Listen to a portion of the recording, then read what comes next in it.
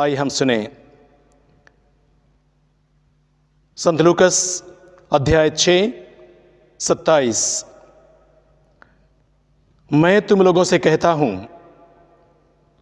जो मेरी बात सुनते हो, कहता हूं अपने शत्रुओं से प्रेम करो, जो तुमसे बैर करते हैं उनकी भलाई करो, जो तुम्हें शाप देते हैं उन्हें आशीर्वाद दो, जो तुम्हारे साथ दुर्व्यवहार करते हैं उनके लिए प्रार्थना करो। मेरे मित्रों, हम इस प्रकार आगे हम वचन में देखेंगे। आज के सुसमाचार में प्रभु यीशु हमसे और आपसे वही करने के लिए कहते हैं जो कोई करना नहीं चाहता है। भला कोई अपने शत्रुओं से कोई प्यार करता है? क्या कोई हमारे बैरी से क्या हम उसकी भलाई करते हैं? क्या हमें शाप देने वाले को कोई उन्हें आशीर्वाद देता है? क्या हमारे साथ दुर्व्यवहार करने वाले के साथ क्या हम उनके लिए प्रार्थना करते हैं? हरगिज ऐसा नहीं करते। लेकिन आज के सुसमाचार के द्वारा प्रभु यीशु हमारे सामने वही करने के लिए कहते हैं जो समाज करता नहीं। समाज तो वो करता है ईंट का जवाब पत्थर। समाज तो वो करता है टीट फॉर टैट। कभी कभी कुछ लोग बोलते हैं और करते भी हैं, पहले रोको, फिर टोको और फिर ठोको। तो समाज इस प्रकार हमारे साथ सलूक करता है। लेकिन प्रभु आज हमारे लिए बहुत ही अलग अपने वचनों के द्वारा हमें इसका पालन करने के लिए गुजारिश करते हैं। अपने शत्रुओं से प्रेम करो। प्रभु कहते हैं, मैं तुमसे कहता हूं, अपने शत्रुओं से प्रेम करो और अपने बैरी से जो तुमसे बैर करते हैं उनकी भलाई करो, जो तुम्हें शाप देते हैं उन्हें आशीर्वाद दो, और जो तुम्हारे साथ दुर्व्यवहार करते हैं उनके लिए प्रार्थना करो। जब प्रभु यीशु हमारे सामने इस प्रकार के वचन को रखते हैं जो हम करना नहीं चाहते हैं, लेकिन जब हम ऐसा करते हैं तो इसके द्वारा प्रभु यीशु हमसे ये कहना चाहते हैं कि तुम समाज से और अन्य लोगों से बहुत ही अलग हो।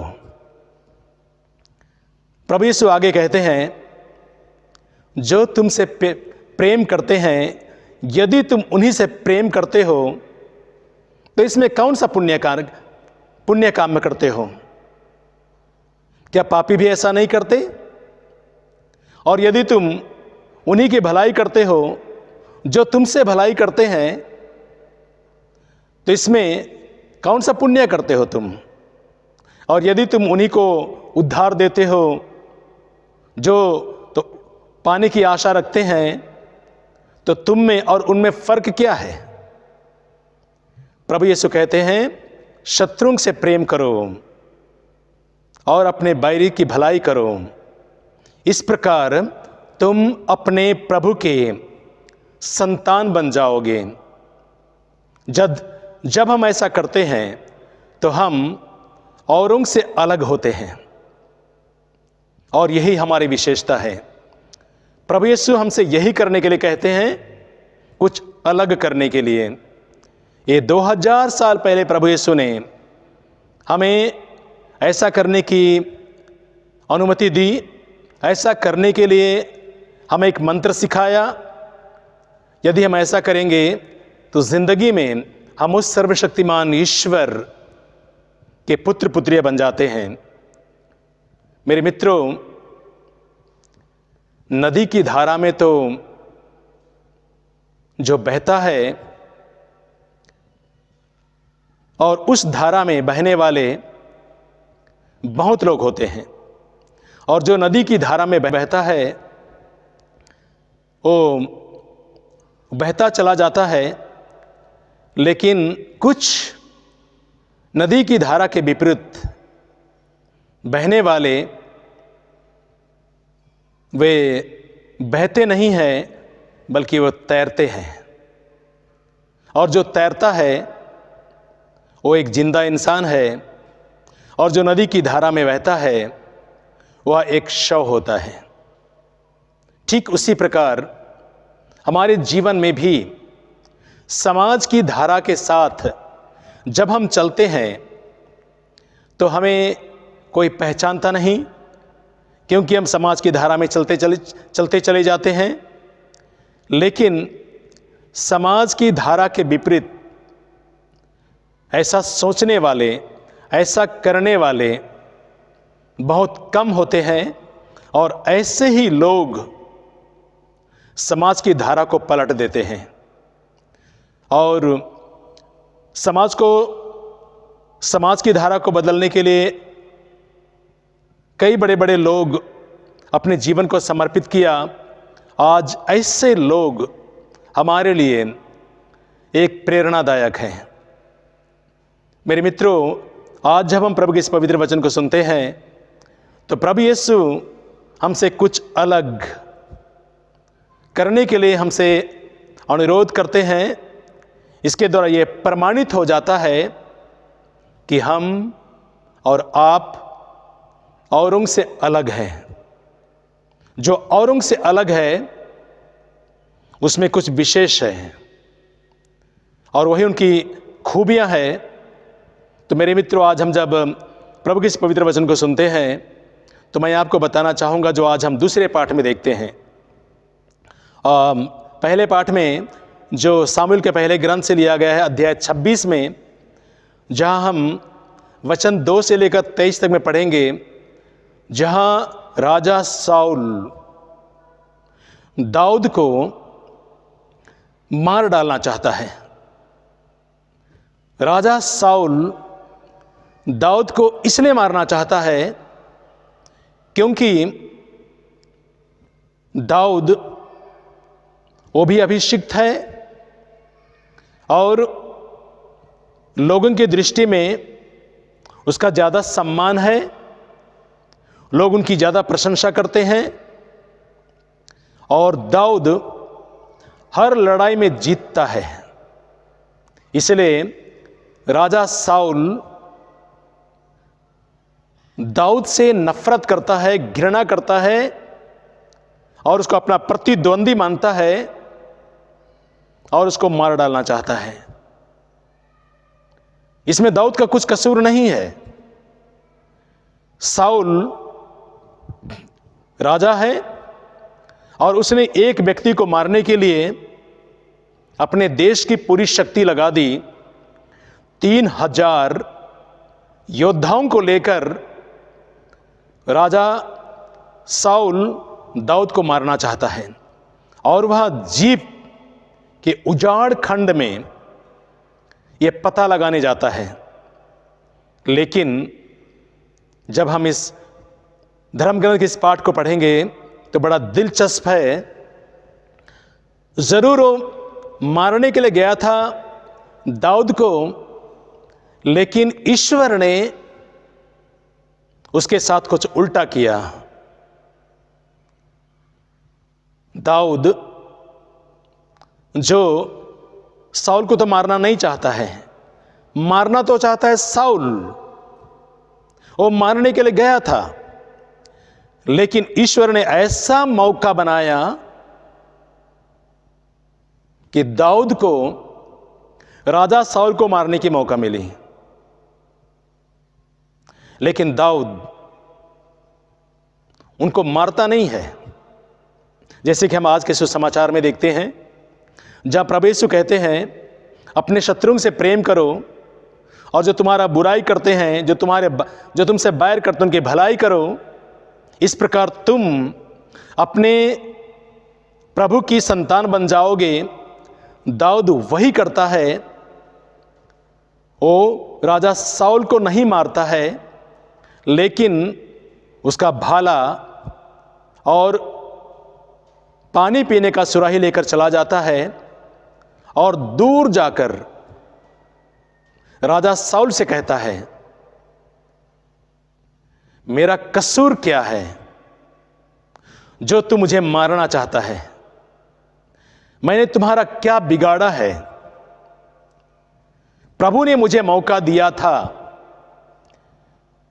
आज मैं चाहता तो मैं तुम्हारा प्राण ले सकता था, लेकिन मैंने ऐसा नहीं किया।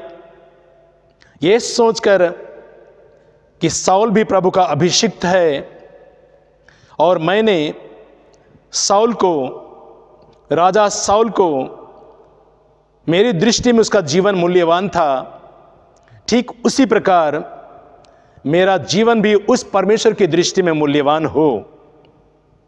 तो मैंने आपको नहीं मारा, मैंने आपका जीवन सुरक्षित रखा, मेरा जीवन भी ऐसा ही हो।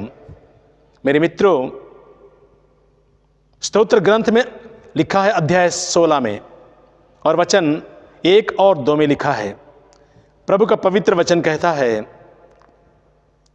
प्रभु मैं तेरी शरण आया हूं, मेरी रक्षा कर।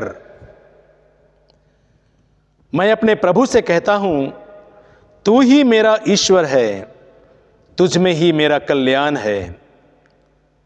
तो इस प्रकार प्रभु का पवित्र वचन कहता है। तो मेरे मित्रों, जब हम अच्छा सोचेंगे तो हमारी जिंदगी में अच्छा होगा। जब हम बुरा सोचेंगे तो हमारी जिंदगी में बुरा होता है।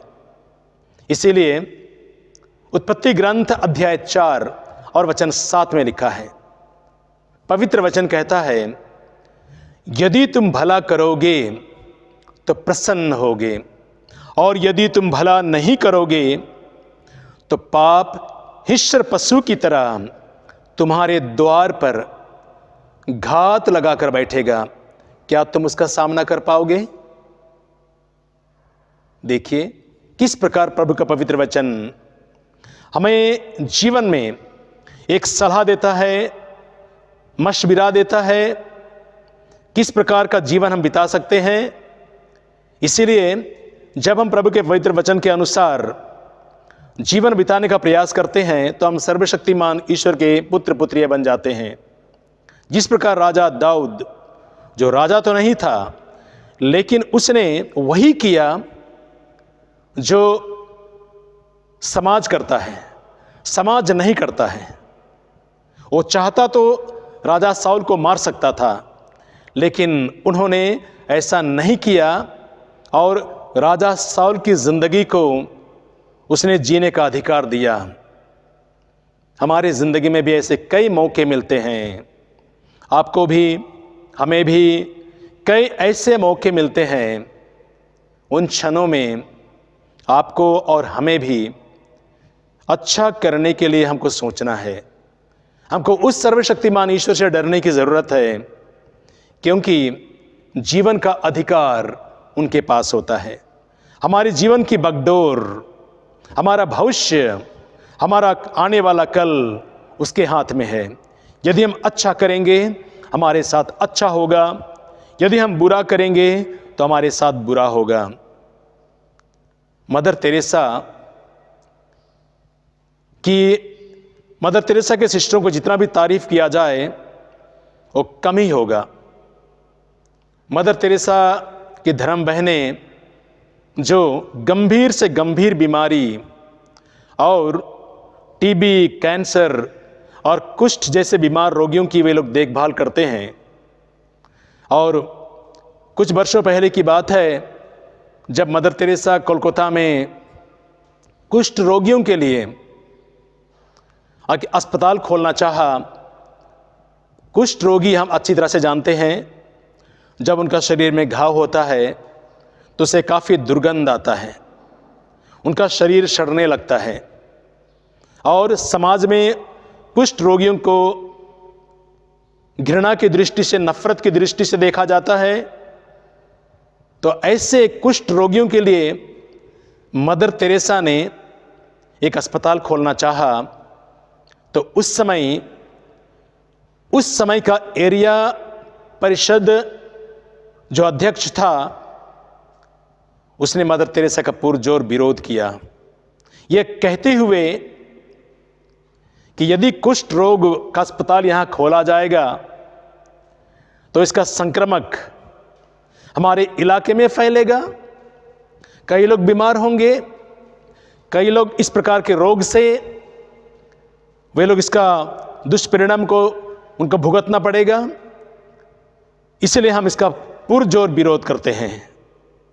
और उस समय का एरिया परिषद अध्यक्ष ने अस्पताल खोलने नहीं दिया और मदर तेरेसा ने उस अस्पताल नहीं खोला। इस घटना के 1.5-2 साल का बीत जाने के बाद एक दिन मदर तेरेसा अपने सिस्टरों के साथ कहीं जा रही थी, तो उन्होंने देखा लोग एक ऐसे इंसान को पत्थरों से मार रहे थे और दौड़ा दौड़ा कर उनको भगा रहे थे, क्योंकि वह कुष्ठ रोगी था, फटा पुराना कपड़ा ओढ़े हुए था, कई दिनों से भोजन नहीं किया था, उनके शरीर में कुष्ठ की बीमारियां थी और इस प्रकार उसको लोग भगा रहे थे। और मदर तेरेसा गाड़ी रोककर उस व्यक्ति को अपने गाड़ी में बिठाया, कॉन्वेंट ले आया और मदर तेरेसा सिस्टरों ने उस व्यक्ति की सेवाएं दी। और इस प्रकार मदर तेरेसा और उनकी सिस्टरों ने कुष्ठ रोगियों की सेवा करते करते इसी प्रकार निस्वार्थ भाव से जब इस व्यक्ति की सेवाएं दे रहे थे, तो हम देखेंगे आगे वह एक दिन सिस्टरों की सेवाओं को देखकर वो रोने लगा और कुछ घटनाओं को, असलियत को बताने लगा कि यह वही व्यक्ति है जो कुछ वर्षों पहले जब इस इलाका में मदर तेरेसा ने कुष्ठ रोगियों के लिए अस्पताल खोलना चाहा था, ये वही व्यक्ति था, एरिया परिषद का अध्यक्ष, आज कुष्ठ रोगी बनकर बेड में पड़ा हुआ था। और इस प्रकार हम देखते हैं कि हमारे जीवन का करवट कैसे बदल जाता है, हमारी जिंदगी में कब क्या होगा हम नहीं जानते हैं। इसलिए प्रभु का पवित्र वचन कहता है, यदि तुम भला करोगे तो प्रसन्न होगे और यदि तुम भला नहीं करोगे तो पाप हिंस्र पशु की तरह तुम्हारे द्वार पर घात लगाकर बैठेगा। क्या तुम इसका सामना कर पाओगे मेरे मित्रों? इसलिए संत पौलुस रोमियों के पत्र में अध्याय 12 में और वचन 21 में कहते हैं, तुम बुराई से हार मत मानो बल्कि भलाई द्वारा बुराई पर विजय प्राप्त करो। बुराई से हार नहीं मानो बल्कि भलाई द्वारा बुराई पर विजय प्राप्त करो। तो हमको इस प्रकार हमारे जिंदगी में जब प्रभु आज के पवित्र वचन के द्वारा हर एक जन से हमें सिखाते हैं, हमें बताते हैं, अपने शत्रुओं से प्रेम करो और जो तुम पर बैर करते हैं उनकी भलाई करो, जो तुम्हें शाप देते हैं उनको आशीर्वाद दो और जो तुम्हारे साथ दुर्व्यवहार करते हैं उनकी भलाई करो। इसलिए रोमियों के पत्र में अध्याय 12 और वचन 19 में प्रभु का पवित्र वचन कहता है, तुम स्वयं बदला मत चुकाओ, क्योंकि लिखा है, प्रभु कहता है, प्रतिशोध मेरा अधिकार है, मैं ही बदला चुकाऊंगा। मेरे मित्रों, आज जब हम प्रभु के इस पवित्र वचन को सुनते हैं, इसके द्वारा प्रभु हमें आशीर्वाद देना चाहता है। प्रभु यीशु हमसे वो करने के लिए कहते हैं जो समाज नहीं करता है। प्रभु यीशु हमसे वो चीज़ करने के लिए कहता है जो समाज नहीं करता, लेकिन जब हम वो करते हैं जो समाज नहीं करता, इसके द्वारा प्रभु ये हमें ये बताना चाहता है कि तुम अन्य लोगों से अलग हो। जिस प्रकार मदर तेरेसा अन्य लोगों से अलग थी, जिस प्रकार बहुत सारे संतगण वे भी बहुत सारे लोगों से अलग हैं, जिस प्रकार फ्रांसिस जेवियर, फ्रांसिस असीसी और कई बड़े बड़े संत वे लोग अपने जीवन को प्रभु के लिए समर्पित किया, वे समाज में एक अलग व्यक्तित्व समाज में रखा। आज हम उन संतों को देखकर हमारे जीवन में हम एक प्रेरणा लेते हैं। प्रभु ने हमें बहुत बड़ी सीख दी है। आज भी प्रभु का ये पवित्र वचन हमारे जीवन में लागू होता है। यदि हम ऐसा करेंगे तो हम दूसरों से अलग हैं, और जब दूसरों से अलग हैं तो हम में कुछ विशेष है, और जो विशेष है ऐसे व्यक्ति को प्रभु चुनता है एक महान कार्य करने के लिए। तो मेरे मित्रों, प्रभु आपको आशीष दे। प्रभु ने आपको बुलाया है, प्रभु आपको चुनता है। प्रभु आपके जीवन में भी मदर तेरेसा की तरह, उन संतों की तरह, उन लोगों की तरह जो आज एक मिसाल बनकर हमारे लिए प्रेरणादायक हैं, हम इसी प्रकार प्रभु के लिए कार्य करते रहें। और प्रभु आपको, आपके परिवार को, आने वाली पीढ़ी को, हमारे देश को, हमारे समाज को, पूरे विश्व को आशीर्वाद दे।